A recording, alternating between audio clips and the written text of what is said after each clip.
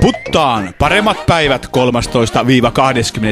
heinäkuuta Pihtiputaalla. Lauantaina 13. heinäkuuta rekkatapahtuma Kolima Truck Show Niemenharjun viidekeskuksessa ja Putaanportissa ilmoille kajahtaa Putaanportti Pop pääesiintyinä Ismo Alanko ja Paula Koivuniemi alkaen kello 16.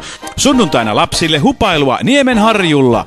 Maanantaista perjantaihin kauppaliikkeet järjestävät markkinoita ja tempauksia. Keskiviikkona 17. heinäkuuta Pihtiputaan kirkossa Jukka Kuoppamäen suvikonsertti Kotikirkko, käsiohjelma 18 €. Lauantaina 27.